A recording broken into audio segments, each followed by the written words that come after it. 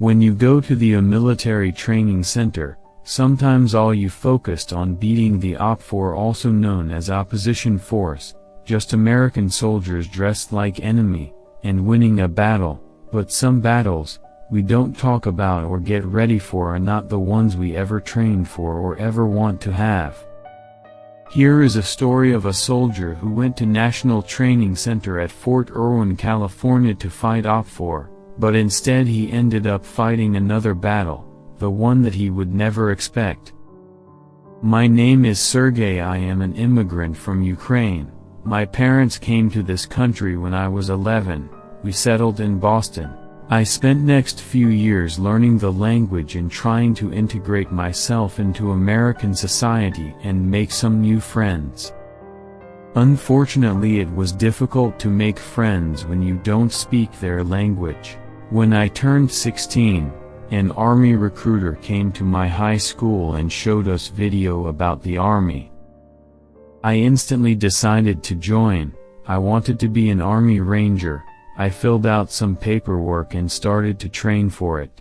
Finally, once I turned 18, I was able to walk into Army recruiter's office and ask for Option 40 contract, which means I get to go to RASP, stands for Ranger Assessment and Selection Program, as well as Ranger School after basic training. Oh, did I forget to mention the get to jump out of plane? Don't mind if I did. While in basic training, I realized that I made a huge mistake by asking for all the additional training. Right after basic at Fort Benning, Georgia, I was told to report to Airborne School with a copy of printed orders. The hell with it, I thought. If that's what it takes to be a Ranger, then let it be. I soon went to RASP and Ranger School.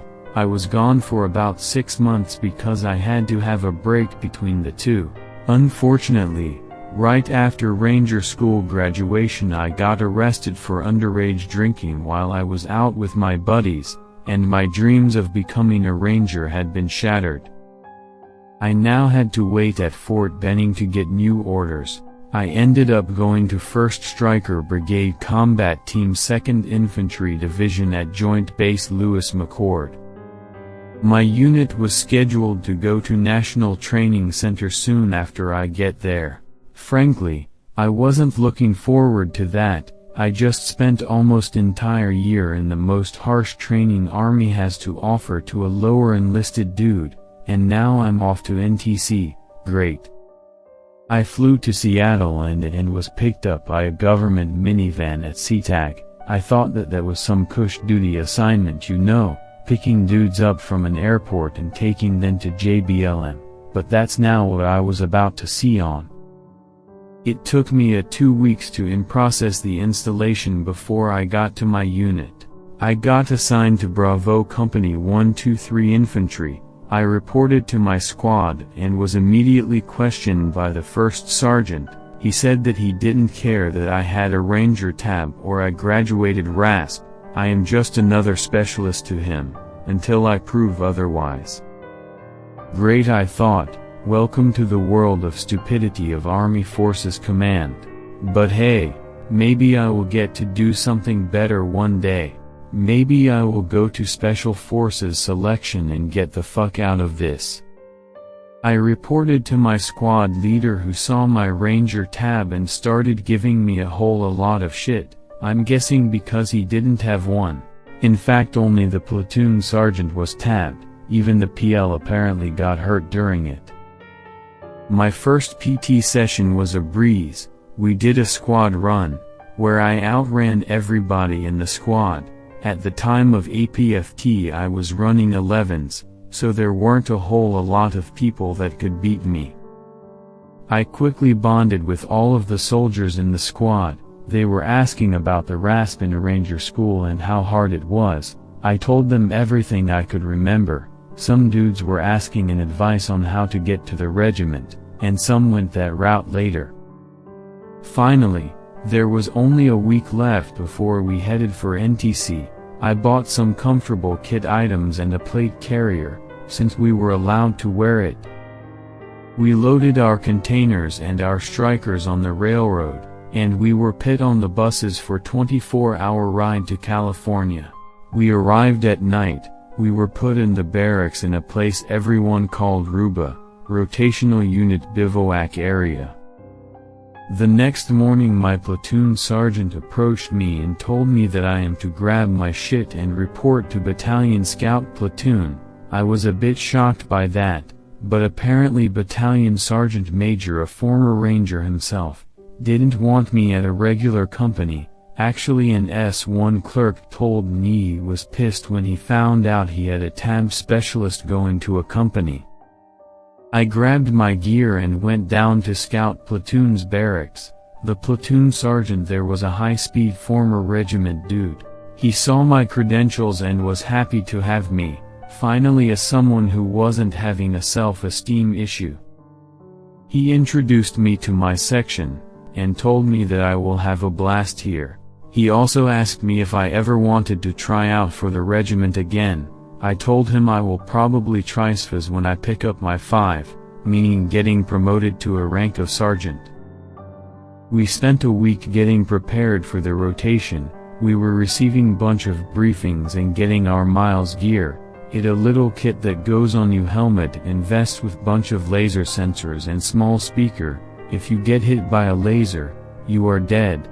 All NTC is a glorified laser tag. Finally, we were about to go to the what everyone called a box. Box is the training area where rotational brigades go to find quote kill unquote the OPFOR. Scouts out. We were first ones to go out to conduct reconnaissance for our battalion. Battle period began at 1800 on Friday. We drove out in our strikers going towards a place called Whale Gap. If you know, you know. NTC, despite all of its suck, is a very beautiful place. We were observing an NAI, or Named Area of Interest. It took me a while to get used to scout terminology. Our job was to sit at the observation post on top of a small hill and observe any OPFOR movements. Sure enough, we didn't get any activity that night. OPFOR was just staging just like we were. I was sitting there wondering why don't we just seize the wall gap now since no one was there. I later saw why. Saturday morning we got relieved to get some sleep by another section. I crashed in my sleeping bag, woke up 3 hours later. Our platoon leader was gathering everybody for a rehearsal for a night push the battalion planned for Sunday night. We were to push through Whale Gap and occupy series of hills, called John Wayne Foothills. Our job was to seize them while battalion is maneuvering to posture itself for a larger operation. We were all pumped. We finally get to do something that is close enough to combat. My platoon leader planned an ambitious operation where we would infiltrate the hills on foot after our strikers drop us off couple of miles away. We would walk under cover of night and walk up the hills to seize them. Sounds simple. It always sounds simple. We spent whole Sunday getting prepared. We jumped in our strikers and headed towards our objective. There was a huge convoy of hundreds of strikers about to start moving, creating a huge traffic jam. Luckily we were first ones out. When we came within a mile of Whale Gap, 2 of our strikers were taking put by simulated anti-tank guided missiles, or also known as ATGMs, so there was only 2 squads left to finish the mission, while everyone else gets to chill as a casualty.